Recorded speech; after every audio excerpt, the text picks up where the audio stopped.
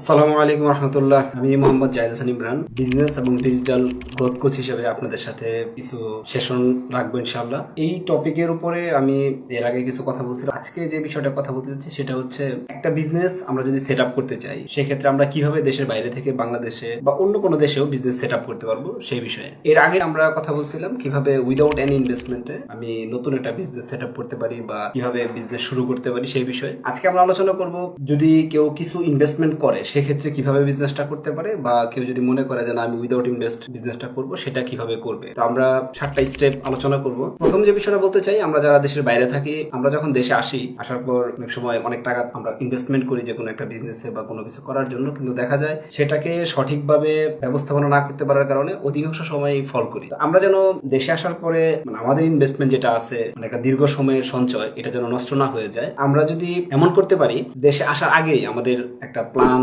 আমরা রেডি করি, একটা বিজনেস শুরু করি, এবং সেখানে যদি কোনো ইনভেস্টমেন্ট না হয় সবচেয়ে ভালো, আর যদি ইনভেস্টমেন্ট হয় সেটা খুবই কম, অর্থাৎ অল্প কিছু টাকা হতে পারে। এর দ্বারা যেটা হবে আমি নিজের স্ট্রেংথ বুঝতে পারবো, আমার অপরচুনিটি বুঝতে পারবো, এবং আমার নেক্সট কিভাবে আগানো দরকার সেগুলো আমার সিদ্ধান্ত নেওয়া খুব ইজি হবে। প্রথমেই যখন আমরা একটা বিজনেস শুরু করতে যাব, তো আমাদের যে জিনিসটা প্রথম দিকে দরকার সেটা হচ্ছে আমার একটা বিজনেস আইডিয়া দরকার, যে আমি কোন বিজনেসটাতে শুরু করব। এখন অনেক ধরনের বিজনেস শুরু করা যেতে পারে, ই কমার্স, ড্রপ শিপিং এর কিছু কথা বলবো। তার মধ্যে হচ্ছে যে আমরা অন্যের প্রোডাক্ট বিক্রি করব। একটা যদি পপুলার কোনো প্রতিষ্ঠান থাকে তার প্রোডাক্ট বিক্রি করলে আমার জন্য ইজি হবে, যে প্রোডাক্টের কোয়ালিটি নিয়ে আমার চিন্তা কম করতে হবে, প্রোডাক্টের ওয়ারেন্টি গ্যারান্টি নিয়ে আমার চিন্তা কম করতে হবে। আর শুরুর দিকে এই ক্ষেত্রে একটা জিনিস খুবই গুরুত্বপূর্ণ, আমরা চেষ্টা করব এমন কোন প্রোডাক্ট বা সার্ভিস নিয়ে কাজ করার জন্য যেটাতে আমার আফটার সেল সার্ভিসটা কম থাকবে, অথবা না থাকলে সবচেয়ে ভালো হয়। অর্থাৎ বিক্রি হওয়ার পরে যদি আমার সেল সার্ভিসটা না থাকে, তো আমার কি কাস্টমার হ্যাপি থাকার সম্ভাবনাটা বেশি। আর যখন এই সার্ভিসটা থাকবে, যদি ওই সার্ভিসটা ভালো হয়, সেক্ষেত্রে লং রানে আবার কিছু সুবিধা আছে, কিন্তু ওই সার্ভিসটা যদি ভালো না হয় লং রানে আমি আবার অসুবিধায় পড়বো।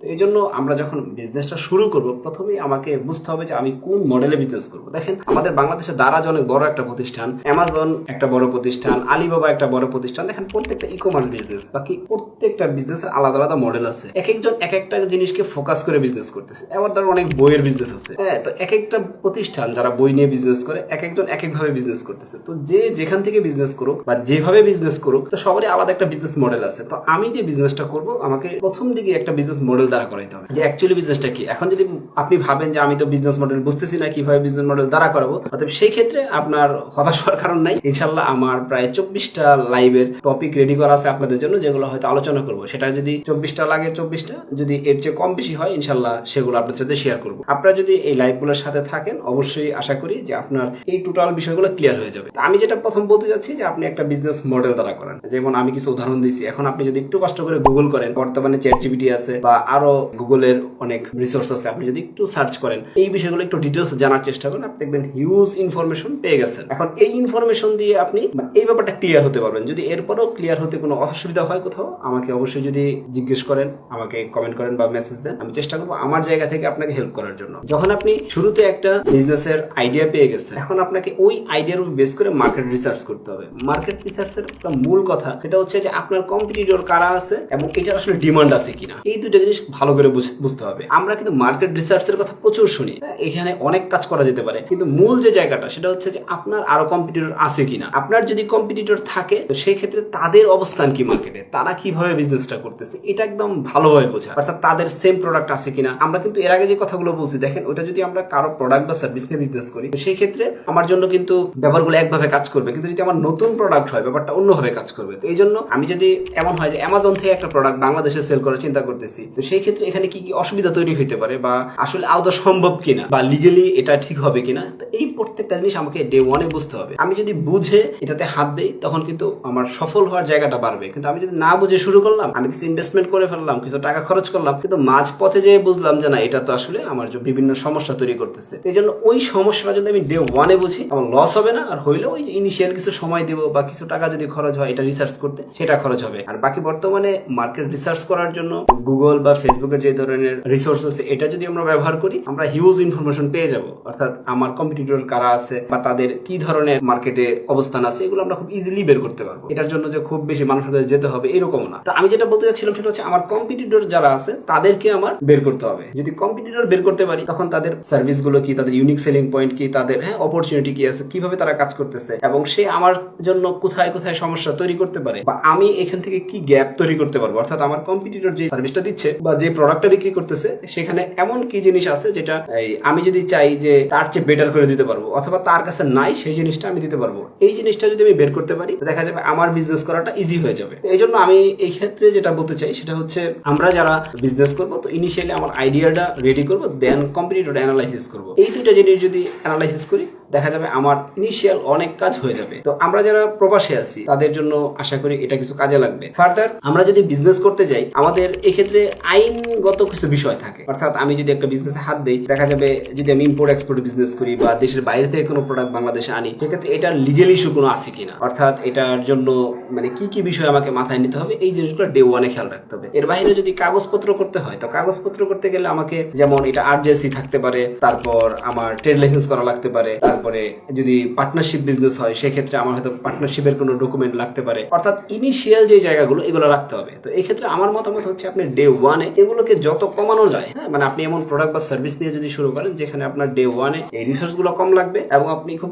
ইজিলি শুরু করতে পারবেন। এবং যদি শুরুতেই এমন হয় যে আপনার অনেক কাগজপত্র করতে হয় এবং এই কাগজপত্র কিন্তু আপনার করার জন্য অনেক টাকা খরচ করতে হবে, আপনি যদি শুরুতেই কথার কথা আরজেসি জান একটা লিমিটেড কোম্পানি করেন মানে অনেকগুলো টাকা লাগবে, আপনি এখন শুরুতেই এতগুলো টাকা খরচ করার কোনো দরকার নেই। আপনি শুরুতে যেটা করেন যে অল্প কিছু সময় দিয়ে আপনি স্টার্টটা করেন এবং বুঝেন। আপনি যদি এটাও চান যে না আমি শুরুতে বিজনেসটাকে ফ্রাঞ্চাইজি মডেল নিতে পারি, অর্থাৎ অন্য কোনো মানুষ ভালো বিজনেস করতেছে তাদের কোনো একটা ব্রাঞ্চ আমি নিতে পারি যেটা তাদের পলিসিতে যেভাবে ভ্যালিড করে ওইভাবে আমি একটা ব্রাঞ্চ নিয়ে আমি বিজনেস শুরু করতে পারি। এতে যেটা হবে আমার কিছু রিস্ক হবে কম আর আমার ইনভেস্টমেন্ট কিছু বেশি লাগবে। কারণ আমি যদি একটা প্রতিষ্ঠিত ব্র্যান্ডকে আনতে চাই আমার কাছে বা আমি একটা শুরু করতে চাই প্রসেসে, দেখা যাবে তাদের কিছু ডিমান্ড থাকবে, তাদের নির্দিষ্ট কিছু ক্রাইটেরিয়া আমাকে ফিল আপ করে বিজনেসটা শুরু করতে হবে। তো সেক্ষেত্রে ভালো একটা ইনভেস্টমেন্ট চলে যাবে। আর আমি শুরু করার পরে প্রফিট হওয়ার সুযোগ অনেক বেশি, লাভ হওয়ার সুযোগ বেশি, বাকি রিস্ক কিন্তু কিছু থেকে যায়। যদি ওই সময় আপনি ওই রিস্কটা ওভারকাম করতে না পারেন তখন কিন্তু সমস্যা তৈরি হবে। তো এই জন্য শুরুতে আমার রিকোয়েস্ট হচ্ছে আপনি এই ধরনের মডেল না যান, বা আপনি চান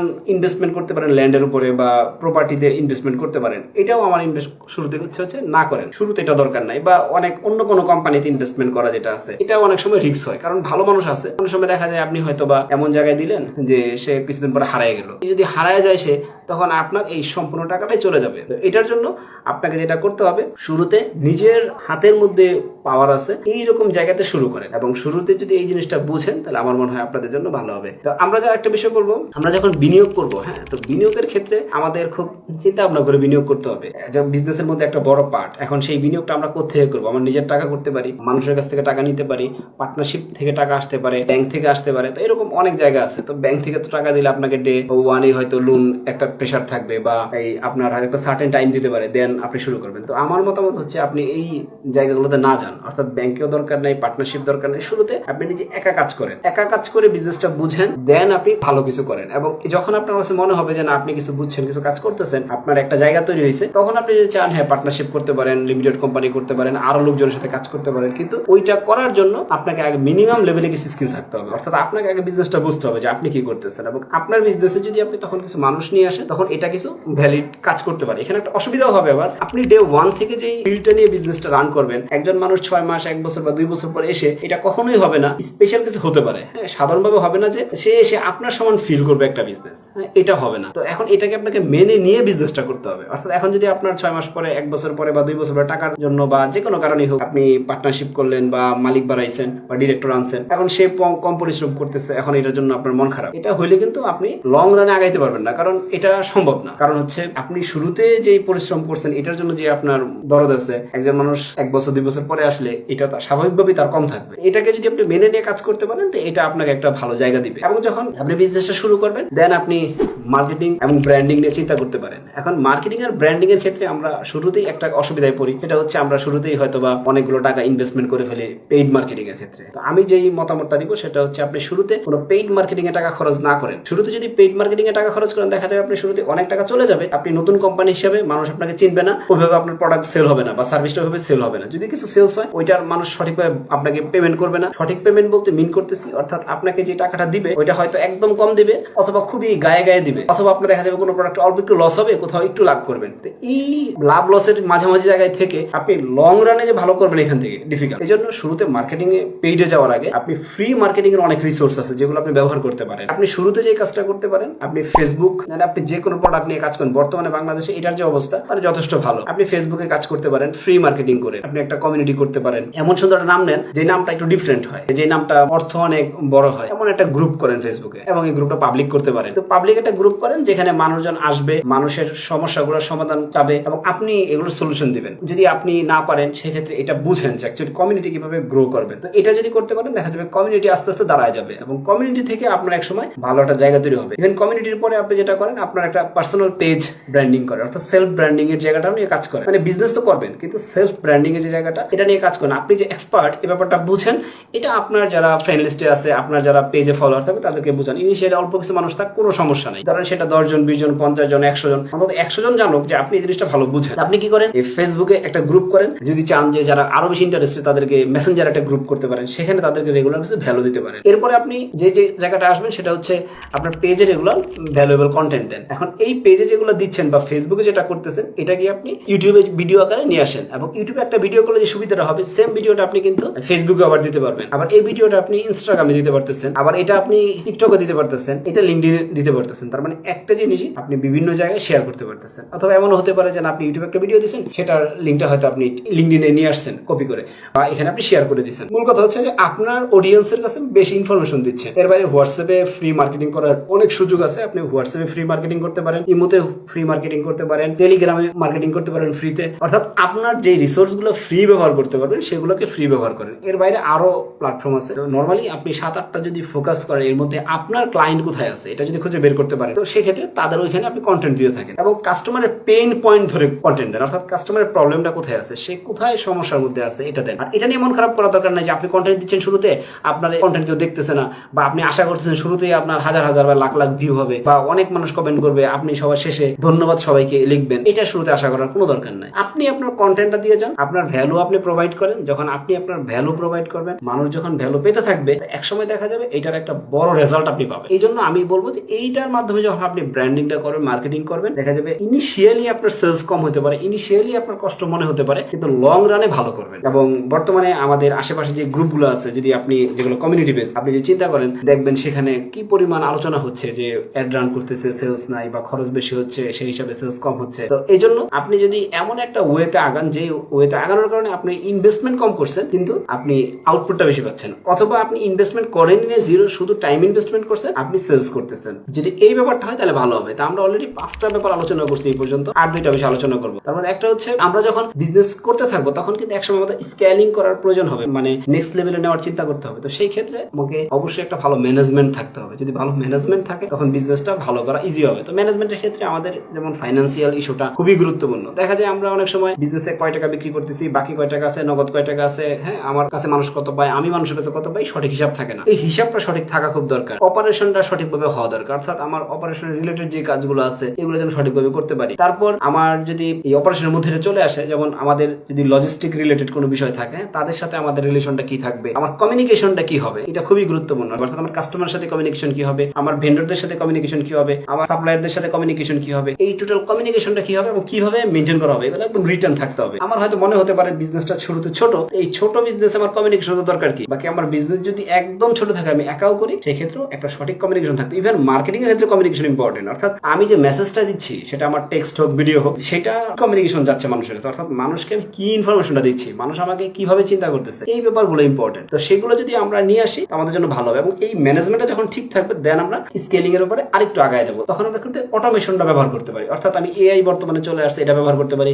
সিআরএম ব্যবহার করতে পারি। এই ধরনের অনেক টুল আছে, যে টুলগুলো যে আমরা ব্যবহার করি, দেখা যাবে আমাদের জন্য বিজনেসটা নেক্সট লেভেল নেওয়া ইজি হবে। এবং যখন অটোমেশন আমরা কিছু ব্যবহার করব, দেন আমরা ফাইনালি চিন্তা করবো গ্লোবালাইজেশন, অর্থাৎ বিজনেসটাকে নেক্সট কোনো দেশে নেওয়ার জন্য। এখন নেক্সট যদি কোনো একটা দেশে নিতে চাই, তখন আমাকে যে কাজটা প্রথমেই করতে হবে সেটা হচ্ছে যে আমাকে দেখতে হবে যে ওই দেশে, মানে আমি যখন এই বাংলাদেশে বা কোনো একটা দেশে যখন নতুন বিজনেস শুরু করছিলাম, যেভাবে একদম রিসার্চ করছিলাম এবং ধীরে ধীরে আমি আগাইছি, তো সেম ভাবে আমি অন্য দেশের জন্য রিসার্চ করতে থাকবো। তো রিসার্চ করার ক্ষেত্রে যেটা হতে পারে, যদি ওই দেশে আমার কোনো পরিচিত মানুষ থাকে, তাকে আমি জিজ্ঞেস করতে পারি, তাকে মেসেজ দিতে পারি, তার সাথে কথা বলতে পারি, এবং তার সাথে যদি সম্ভব হয় ভিজিট করা ওই দেশে। তো ভিজিট করতে গেলে তো অনেক টাকা লাগবে, তো শুরুতে আমি ভিজিট না করলেই ভালো। এবং অনলাইনে রিসার্চ গুলো ব্যবহার করে আমি ওই দেশটাকে অ্যানালাইসিস করে দেন ছোট ছোট করে শুরু করতে পারি, এবং যদি অল্প কিছু করে ওইখানে কিছু সেলস করে ইনকাম করে দেন এইভাবে আগে, তাহলে ভালো হয়। এবং আমি যে টোটাল প্রসেসটা বলছি, এই টোটাল প্রসেসটা নিয়ে যদি আপনি কাজ করতে যান, তা আমার মনে হয় যে এখানে যথেষ্ট রিসার্চ দেওয়া আছে এবং এগুলোকে ধরে, হ্যাঁ, আমি অ্যাকচুয়ালি আপনাকে মূল পয়েন্ট গুলো দিয়ে দিচ্ছি এবং কিছু আলোচনা করছি। এখন যদি আপনি চান যে না এই প্রত্যেকটা পয়েন্ট ধরে আপনি একটু গুগল করবেন, একটু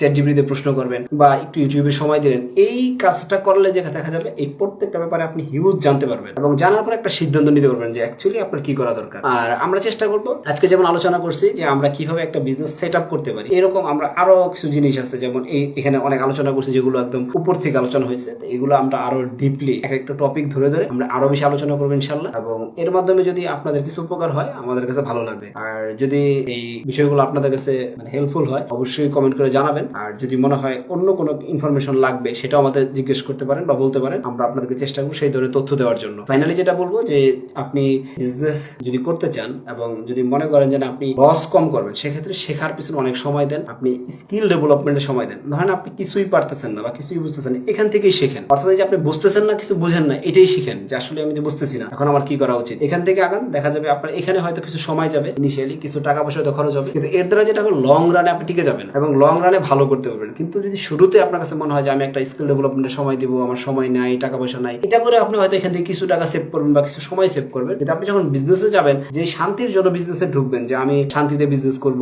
অনেক শান্তিতে থাকবো, ভালো থাকবো, একদম ঘুমায় থাকবো, টাকা আসতে থাকবে, প্যাসিভ ইনকাম হবে, আমার কোনো পেরেশানি থাকবে না, আমি সারাদিন আমার মতো করে ঘুরবো, এখানে সেখানে যাবো আর টাকা আসতে থাকবে। এটা যখন শুরু করবেন বিজনেস, তখন দেখা যাবে ওই টাকা ছাড়া সবগুলা লাইফের প্ল্যান চেঞ্জ হয়ে যাবে। অর্থাৎ আপনি ঘুমানোর সময় পাবেন না, খাওয়ার সময় পাবেন না, সবকিছু এলোমেলো হয়ে যাবে। এই জন্য শুরুতে যদি বিজনেসটা বুঝেন, তো আপনার ওই পরবর্তী জীবনটা অনেক সুন্দর হবে। এই জন্য আমি রিকোয়েস্ট করবো আপনারা যারা দেশে আসবেন বা দেশে সেট আপ করবেন বিজনেস চিন্তা করছেন বা অনেকেই করেন, আমি তো অনেকের সাথে কথা বলছি যারা অনেক বড় বড় অ্যামাউন্ট লস করছে, একদম 5 বছর 10 বছরের ইনকাম বিজনেস করতে গিয়ে শেষ করে দিচ্ছে। তো যেন এইরকম না হয়, এই জন্য অনেক বেশি চিন্তা ভাবনা করে তারপরে বিজনেসটা শুরু করেন এবং শুরু করার পরে একটা সার্টেন স্টেজে নেওয়ার পরে বিজনেসটা করেন। এবং এমন হতে পারে, আমরা এগুলো আলোচনা করবো ইনশাল্লাহ, যে আপনি দেশের বাইরে বসে থেকেই চাকরির পাশাপাশি দেশের বাইরে একটা বিজনেস করতেছেন এবং সেটা হয়তো ইম্পোর্ট এক্সপোর্ট হতে পারে বা অন্য কিছু হতে পারে, আপনি চাইলে করতে পারবেন। আজকে কিছু কথা বলছি, আপনি যদি এগুলো শুনেন, আমি বিশ্বাস করি যদি আপনি কিছুই না বুঝেন, এখান থেকে ইনশাল্লাহ আপনি নেক্সট লেভেলে যাওয়ার সুযোগ পাবেন। থ্যাংক ইউ সবাইকে, সবার প্রতি শুভকামনা। আসসালামু আলাইকুম ওয়া রাহমাতুল্লাহ।